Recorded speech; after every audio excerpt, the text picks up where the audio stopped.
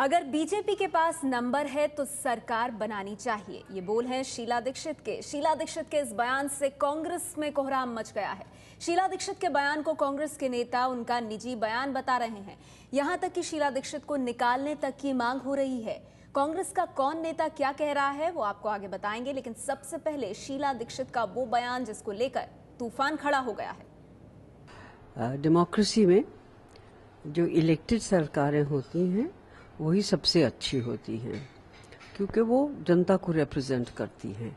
तो यदि इस स्थिति पर पहुंच गई है बीजेपी कि वो सरकार बना सकती है तो अच्छी बात है दिल्ली के लिए, क्योंकि इन पिछले दिनों में जैसा लोग कहाँ जाएं, किसके पास जाएं, कुछ कह रहे कि आवाज़ उनकी सुनवाई नहीं थी, तो अब आवाज़ सुन ली जाएगी तो बहुत अच्छी बात है कि हो रही है। एलिगेशंस हमेशा ही लगते हैं, अगर जो वो बना देंगे तो after floor of the house में उसको करना पड़ेगा ना, तो खरीद फरीद पे तो पर और कुछ नहीं हो तो यही कह दो प्रमाण कोई दिया और वो भी ठुकरा दिया सुप्रीम कोर्ट ने शायद, तो फिर सरकार बनने दीजिए, फिर फैसला होगा।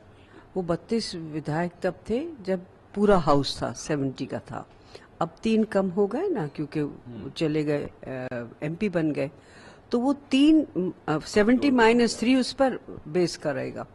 अब देखिए क्या डेवलपमेंट होता है, लेकिन अगर जो जैसे आप कह रहे हैं कि बीजेपी के प्रेसिडेंट ने ये कहा है तो जिम्मेदारी से कहा होगा ना।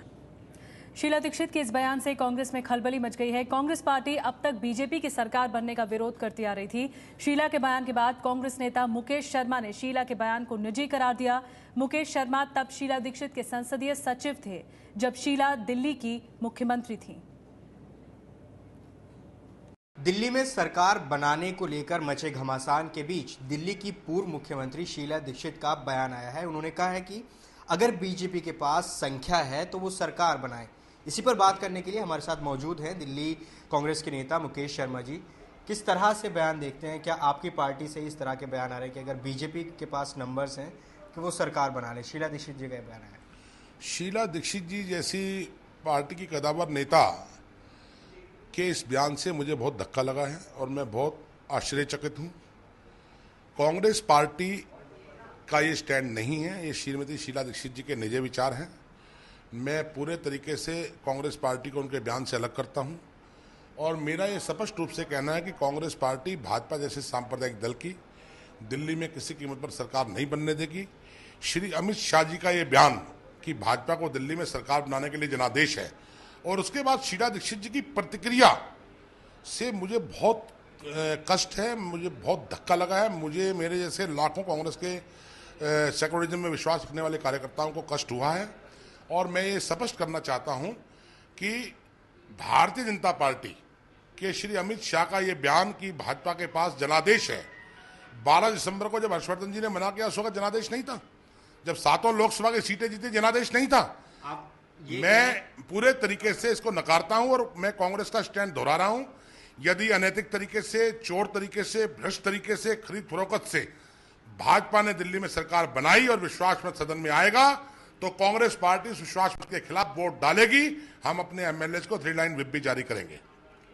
आप जो कह रहे हैं कि अमित शाह का बयान आया कि उनके पास बहुमत है और फिर शीला दीक्षित का उसके बाद बयान आया, तो कहीं आप उसको जोड़ने की कोशिश कर रहे हैं? मैं जोड़ने की कोशिश नहीं कर रहा, लेकिन मुझे आश्चर्य है कि श्री अमित शाह के बयान पर शीला दीक्षित जी जैसी कदावर नेता का ये बयान निश्चित तौर पर धक्का पहुंचाने वाला बयान है, और इससे मुझे बहुत धक्का लगा है, कांग्रेस पार्टी को धक्का लगा। ये कांग्रेस पार्टी के विचार नहीं है, श्रीमती शीला दीक्षित के निजी विचार हैं। निश्चित तौर पर उनको अपने बयान को वापस लेना चाहिए।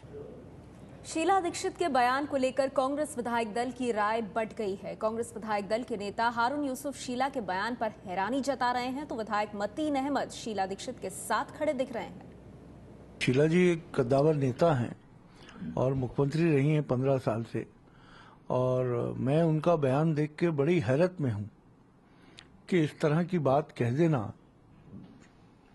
सरकार को लेकर। मैं समझता हूं या तो किस संदर्भ में उन्होंने कहा है मैं भी समझ नहीं पा रहा, या किस दबाव में उन्होंने ये कहा है। चूंकि सतीश उपाध्याय जी जिस तरह खैर मकदम कर रहे हैं शीला दीक्षित जी के बयान का, सतीश उपाध्याय जी कान खोल कर सुन लें कि कांग्रेस का जो स्टैंड है कि हम चाहते हैं कि हाउस डिसॉल्व हो, फ्रेश इलेक्शन हो, कांग्रेस उसके लिए तैयार है और ये हमारा स्टैंड हमेशा कंसिस्टेंटली रहा है। उन्होंने ठीक कहा है, अगर उनके पास नंबर है तो सरकार बनाए, वो बनानी चाहिए। और जो दूसरे पार्टियां विरोध कर रही हैं उनको अपने एमएलए को रोकना चाहिए, कंट्रोल में रखना चाहिए उनको। अगर एमएलए नहीं टूटेंगे तो फिर सरकार कहां से बना लेगा कोई। लेकिन सड़कों पे हंगामा मचाना, ये करना वो करना, उससे कोई नतीजा थोड़ा ही है। आपको लगता है कि शीला दीक्षित ने जो कहा सही कहा? हाँ, बिल्कुल सही कहा है। सरकार तो बननी चाहिए, जिस पे नंबर है वो बनाए, और जब सब हार जाए तो फिर चुनाव में चले जाए। शीला दीक्षित के बयान को लेकर कांग्रेस के नेता नाराज हैं। पूर्व विधायक भीष्म शर्मा ने तो शीला दीक्षित को कांग्रेस से हटाने के लिए सोनिया गांधी को चिट्ठी भी लिख दी है। पूर्व विधायक भीष्म शर्मा ने सोनिया गांधी को चिट्ठी लिखी है और इस बात का विरोध किया है कि शीला दीक्षित ने जो बयान दिया, ये वो चिट्ठी आप देख रहे हैं अपने टीवी स्क्रीन पर कि जिससे बवाल मचा है। और भीष्म ने, कांग्रेस विधायक ने इस तरह का चिट्ठी लिखी है सोनिया गांधी को और निवेदन किया है कि शीला दीक्षित साफ करें कि आखिर वो कहना क्या चाहती हैं। मैंने तो आज से 1 महीने पहले भी सोनिया जी को चिट्ठी लिखी थी कि ये 2 बार राजनाथ सिंह जी से जो मिली आकर के, इन्होंने उनके सामने कंडीशन रखी थी कि मैं दिल्ली में तुम्हारी सरकार बनवाऊंगी। अपने कुछ कांग्रेस के एमएलए जो उनके नजदीक थे उनके द्वारा इन्होंने कंडीशन रखी थी। आप मुझे केरल का राज्यपाल रहने दीजिए और जो मेरे ऊपर आरोप लगे हैं उनकी फाइलों को भी निरस्त कर दीजिए, बंद कर दीजिए। तो मैंने सोनिया जी को पहले कहा बीजेपी से मिली हुई है तो क्यों ना इनके खिलाफ कार्रवाई की जाए। तो उसके बाद ही ये कार्रवाई अब सामने आ रहा है कि वास्तव में शीला दीक्षित की जो 1 महीने पहले कहा था, आज वो ये है कि बीजेपी से इनका हाथ मिला हुआ है। आज भी मैंने सोनिया जी को चिट्ठी लिखी है और मैंने सोनिया जी से अपील किया कि कांग्रेस से इमीडिएटली इनको बाहर किया जाए, क्योंकि ऐसे बयान देना कि एक तरफ जो हमारा भाजपा से कोई लेना देना नहीं है, दूर तक सपने में नहीं सोच सकते, और शीला दीक्षित कहे कि ऐसे खरीद फरोख्त से नहीं डरना चाहिए, बीजेपी को सरकार बनानी चाहिए, तो इससे साफ जाहिर होता है कि बीजेपी के साथ ही मिली हुई। और इस पूरे घटनाक्रम पर आम आदमी पार्टी कह रही है कि कांग्रेस और बीजेपी में डील हुई है। आम आदमी पार्टी को रोकने के लिए आशुतोष ने कहा है कि कांग्रेस घोटालों में फंसी शीला को बचाना चाहती है। देखिए, आम आदमी पार्टी तो पहले से कहती रही कि बीजेपी और कांग्रेस के बीच में एक साझेदारी है, एक अनस्पोकन रिलेशनशिप है, क्योंकि ये नहीं चाहते दिल्ली के अंदर आम आदमी पार्टी की सरकार बने।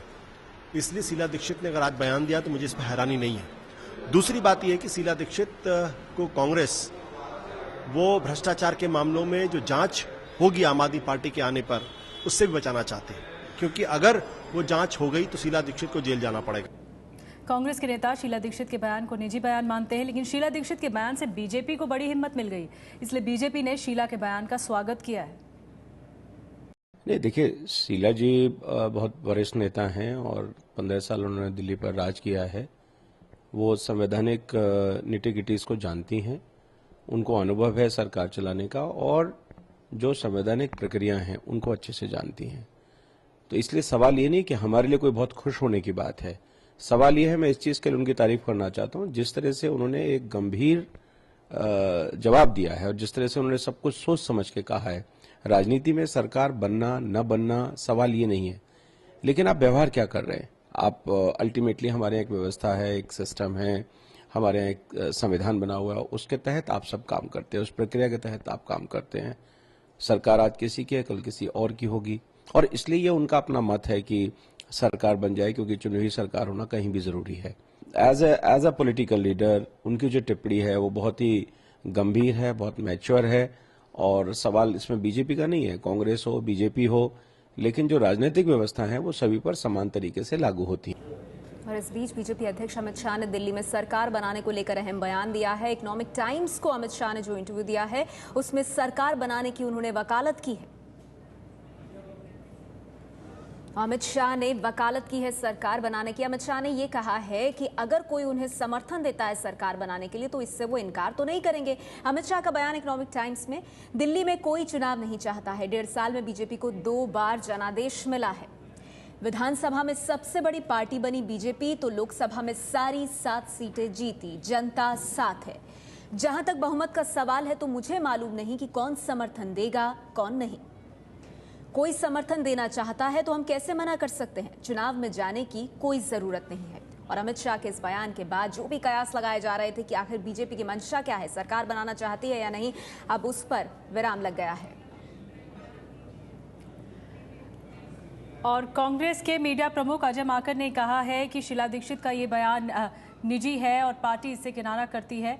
जैसा कि शीला दीक्षित ने बयान दिया, इससे समझा जा रहा है कि कांग्रेस के नेता नाराज हैं और अब कांग्रेस मीडिया प्रमुख अजय माकन ने ये कहा है कि शीला दीक्षित का बयान निजी है।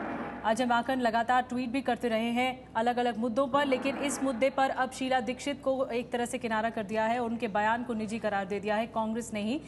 इस मुद्दे पर कुछ विधायक ने चिट्ठी भी लिखी है, जैसा कि आपको बता रहे थे। विधायक भीष्म शर्मा ने चिट्ठी लिखी है सोनिया गांधी को। अब देखना होगा कि इसमें कांग्रेस का रुख क्या होता है या सोनिया गांधी का क्या जवाब आता है, कांग्रेस हाईकमान का क्या जवाब आता है। लेकिन अजय माकन ने इस बीच ये जरूर बयान दे दिया है कि शीला दीक्षित ने जो भी बयान दिया है सरकार को लेकर, दिल्ली में सरकार बनने को लेकर, वो उनका निजी बयान है। किनारा कर लिया है साफ तौर पर, औपचारिक तौर पर कांग्रेस ने।